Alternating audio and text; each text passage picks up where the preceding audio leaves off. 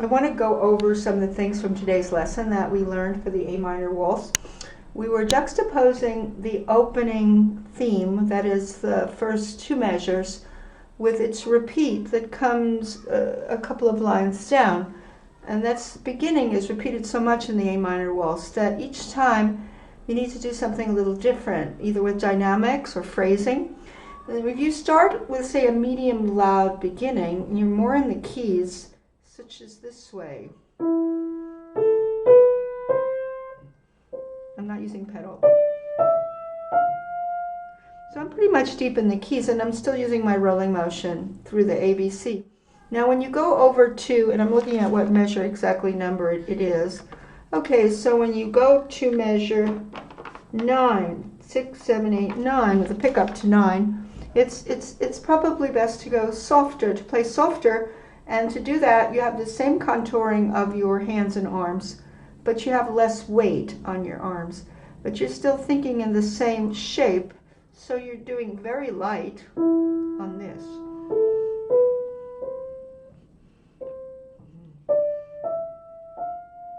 And I talked about the idea that you never have a flat dynamic, that as you go along in the phrase, you swell out a little bit depending on the harmonic rhythm under it, or do something else, or do diminuendo. Of course, the left hand gives us more of a clue as to how to phrase as well, because of the harmony.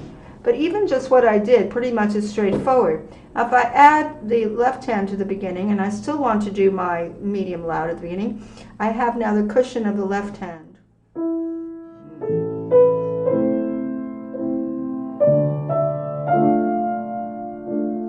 Lightening the third beat always on these measures.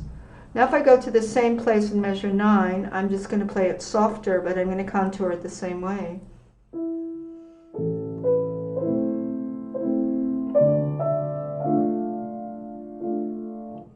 And it might not have been perfect, some notes pop out a little bit, but the general idea is I veiled it a little bit.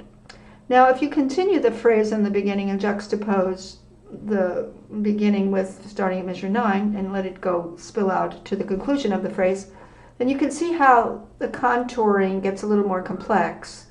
So you would start with the medium loud, and always the upbeat is not medium loud because it's an inhale, it's an upbeat to then what happens here is a roll in. You don't want to go pounding on downbeats in this case. You want to roll across the ABC. That's what we did today in the lesson. So deeper now.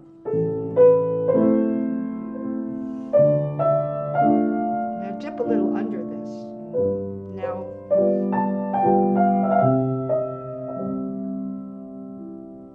Okay, so now let's see if we can parallelize the measure 9 and do the same thing. So I'm going to think softer now, without soft pedal.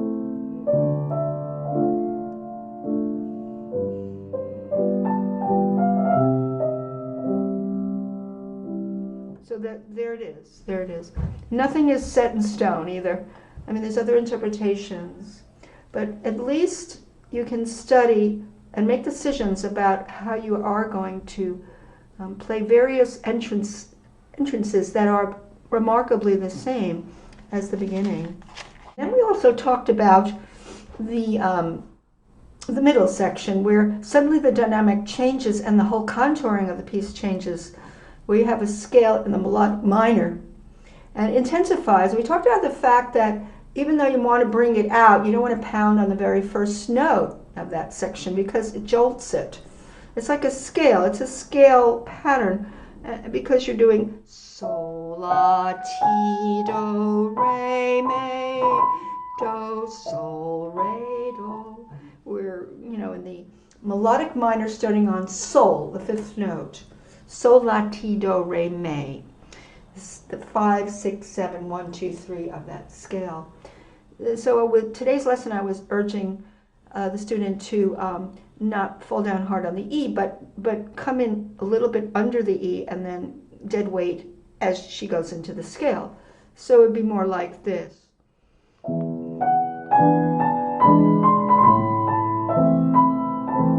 The reason I kept that volume because now I'm going to bring it down with the sequences.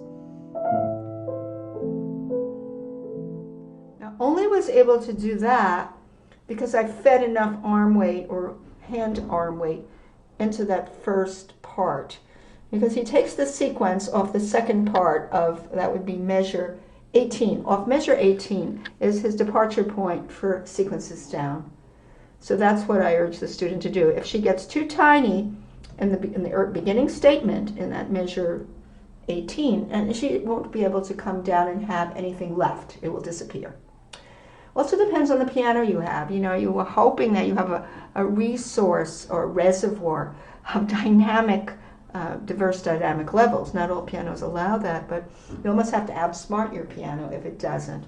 Now in this next section, after you come out of this very tiny, which I choose to do,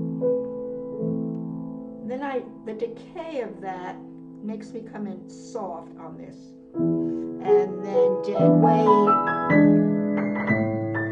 And stay with the dead weight all the way to the destination. And then sigh down. Okay, so that, there again, the decays are very important between phrases.